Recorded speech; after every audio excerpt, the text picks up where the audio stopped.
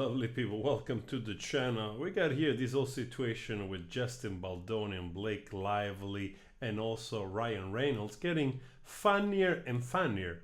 So now it seems like Justin Baldoni is suing, it's dragging into the mix also Marvel, because if we followed, it seems like that the character that Ryan Reynolds was playing in the movie Deadpool, aka Nice Pool, was inspired basically or mocking Justin Baldoni. You have to think of Deadpool was shooting more or less at the same time of It Ends With Us, so where the wife of Ryan Reynolds, Blake Lively, was the co-star of Baldoni, which is also the director of the movie. So the fallout rages of the Blake Lively and Justin Baldoni legal battle continues to spread, with Marvel president Kevin Feige, Disney CEO Bob Iger, and director Tim Miller becoming the latest industry figures swept into the drama. On January 7, Baldoni's lawyer Brian Friedman sent a litigation-owed letter to Feige and Iger in connection with his client's anticipated claims against Ryan Reynolds, Lively, and other unnamed parties. Variety has viewed a copy of the letter, which calls on the studio to preserve all relevant documents and data with regards to Baldoni. The move may come as a surprise, given that It Ends With Us, the film at the center of Lively and Baldoni rift, was released by Sony and had nothing to do with Disney. But Baldoni's attorney believes that Lively's husband Ryan Reynolds was flagrantly mocking Baldoni in a sequence in the Marvel's Deadpool and Wolverine, which was released by Disney in July. The sequence features Ryan's playing Nice Pool, an offish alternative version of the eponymous hero Deadpool, saying such line as "Wearing God's name is the intimacy coordinator," complimenting Lady Pool for snapping back into shape after giving birth. Lively, who cameoed in the tentpole as a Lady Pool, recently accused Baldoni of harassing and fat shaming her postpartum body on the set of It Ends With Us. So there is all this connection here. I want to show you here what they're talking about. This is, Nice Pool. Who are you? Oh, I'm Deadpool. And I guess you're Deadpool too. But in here, everybody calls me Nice Pool. Oh my goodness, wait till you see Lady Pool. She is gorgeous.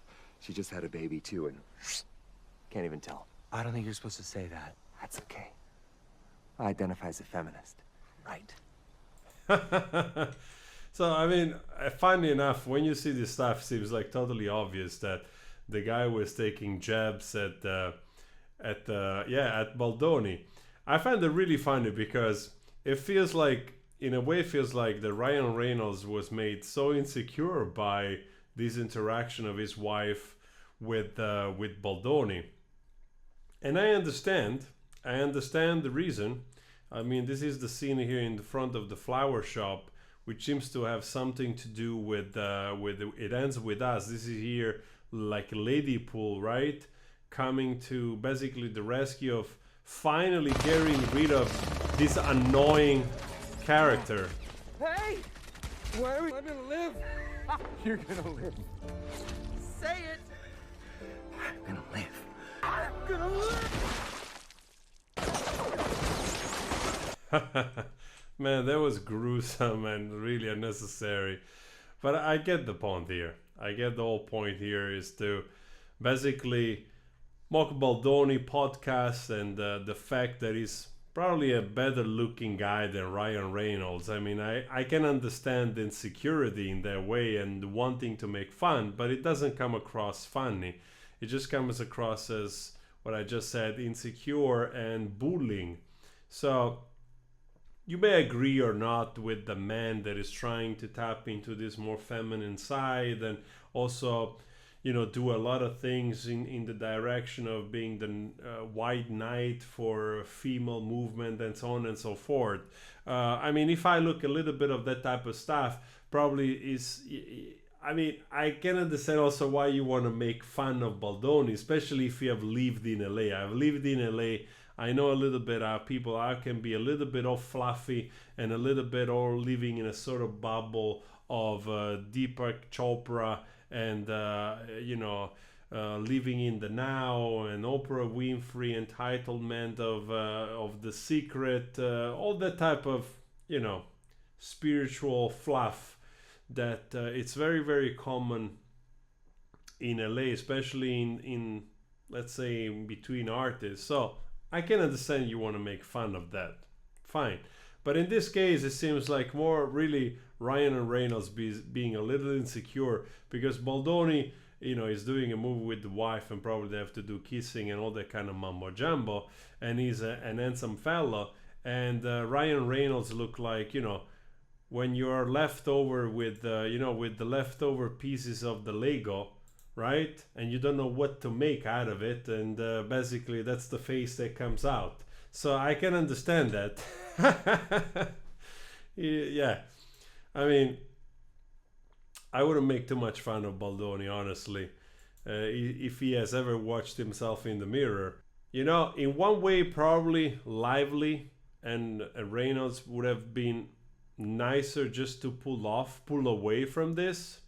But I think now they're just caught into the thing, right? Because it has already gone too far, and probably they didn't expect Baldoni to have the balls, even though he seems like more on the feminist side. It didn't, you know, they didn't think that he had the balls to come out gun blazing and going like, all right, you want to mess? We're going the whole way here, right? You want to mess? So you want to do this? Let's go. So probably they weren't expecting this. They thought that with the first accusations, probably the guy would cower, and maybe he would be the one to try to find an agreement outside court and give in and accommodate them in all possible ways. So now Lively and Reynolds, they're forced to go the whole way.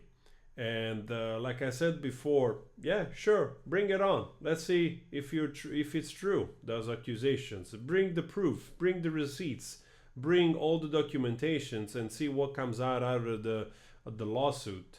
But so far, again, doesn't look good for those guys. And to me, right now, I'm still Team Baldoni. But things can change. Let me know your thoughts.